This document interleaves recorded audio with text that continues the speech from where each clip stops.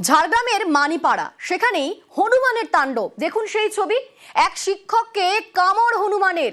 স্কুলে ক্লাস চলাকালীন রীতিমতো হামলা চালায় হনুমান, আর আচমকায় শিক্ষকের গালে কামড় দেয়। রক্তাক্ত অবস্থায় হাসপাতালে ভর্তি শিক্ষক।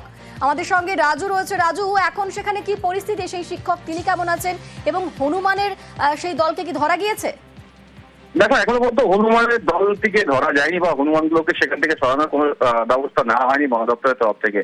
শুধুমাত্র স্কুলের মধ্যে একটি খাঁচা পাতা হয়েছে এবং যে নিরাপত্তার বিষয় রয়েছে, স্কুলের যে শিক্ষক বা ছাত্রছাত্রীদের যে নিরাপত্তার বিষয় রয়েছে, সেই নিরাপত্তার বিষয়ে কোনো রকমের কোনো ব্যবস্থা নেওয়াই হয়নি, এমনটাই অভিযোগ করছেন সেখানকার যে ছাত্রছাত্রী এবং স্থানীয় মানুষজন। তাদের অভিযোগ যে গত শুক্রবার দিন বিকেল বেলায় হঠাৎ ক্লাসরুমে ঢুকে যায় একটি হনুমান এবং ঢুকে গিয়েই শিক্ষকের চেয়ারে বসে শিক্ষককে কামড় গালের মধ্যে, এবং সেখানে শিক্ষক গুরুতর আহত হয়। তাকে সেখান থেকে প্রথমে মানিকপাড়া যে স্বাস্থ্যকেন্দ্র সেখানে নিয়ে যাওয়া হয় এবং তারপরে মেদিনীপুর মেডিকেল কলেজে নিয়ে গিয়ে ভর্তি করা হয়েছে।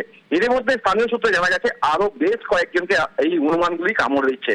প্রায় 5 থেকে 7টি হনুমান রয়েছে বিভিন্ন জায়গায়। মানিকপাড়া যে বাজার বা বাস স্ট্যান্ড বা অন্যান্য যে জায়গা রয়েছে, স্কুলের আশেপাশে যে সমস্ত জায়গা, সেখানে দাপিয়ে বেড়াচ্ছে খাবারের সন্ধানে এবং কখনো মানুষকে কামড়াচ্ছে, আঁচড়াচ্ছে। ইতিমধ্যে প্রায় 7 জন মতো আহত হয়েছে, যেটা স্থানীয় সূত্রে জানা যাচ্ছে। হনুমানের হামলায় রীতিমতো জখমও হয়েছেন অন্ততপক্ষে 7 জন।